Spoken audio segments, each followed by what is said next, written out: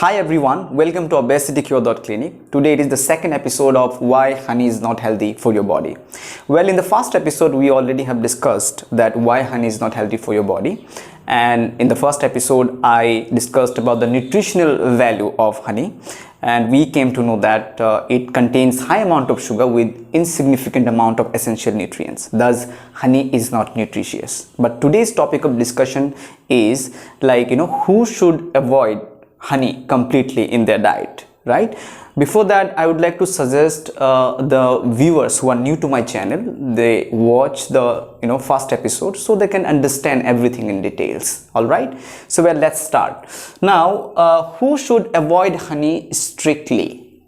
Now, people who are diabetic, because we know the diabetic people are not able to manage their blood sugar well, right? Why? What is the reason behind that? Because they are insulin resistant. Now, what is insulin resistant? Insulin resistant is a condition in which cells offer resistance to the signal of insulin, right? Where the cells become insensitive to the signal of insulin. Now, insulin is a signaling hormone that binds with the receptors of the cells, so the glucose of the blood can enter the cells like muscle cells, cardiac cells, right? And can be metabolized to produce ATP for energy, correct? Now here, because of insulin resistance, as cells are insensitive to the signal of insulin hormone, what happens is here that a small amount of blood glucose can enter the cells, right? And most of the glucoses remain in the blood itself, a condition called hyperglycemia. Now, if someone has high amount of blood glucose in the blood, right, for a prolonged time, it can cause a lot of oxidative damage that can lead to cancer, heart disease and many more, right? So it's very important to reduce the blood glucose level, to bring down the blood glucose level to the normal range. So what a diabetic patient or people are prescribed with medications, right? Medications that stimulate insulin production in various ways, right, that can reduce the blood glucose. If medications are not enough, then they are prescribed with insulin shots, correct? Now, if a diabetic people, right, consumes honey, what will happen, as it is high in sugar, it will definitely impact the blood glucose. So more the blood glucose, what will happen, they will require more medications or insulin shots, right? It is very important. More they take medications or insulin shots, more they become insulin resistant. Now you remember in the first place why a person is diabetic, because he is insulin resistant, right? Now here what is happening here, as you take more medications to reduce blood glucose, to bring down the blood glucose level, you become more insulin resistant. So as you become more insulin resistant, what will happen, you will require more medications. So to simplify things, I would like to give an example here.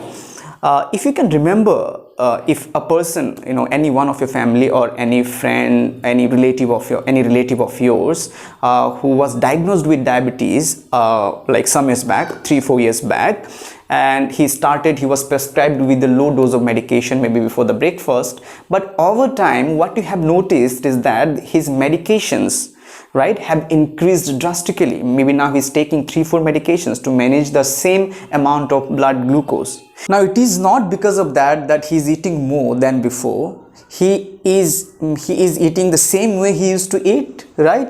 Or he's eating less because now he's diabetic, right? So he's taking some precautions, maybe he's avoiding sugar, but still he is required to take more medications to manage same amount of blood glucose or less amount of blood glucose. Why?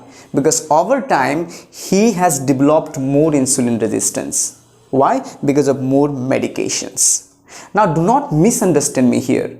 Now I am not saying you that if you have high blood glucose, then you should not take medication. Obviously there is no any other option. You have to take medication to reduce your blood glucose if you have high blood glucose. But what I am saying is that, what if in the first place I prevent, I stop spiking the blood glucose? What if I stop taking those foods that impact my blood glucose more?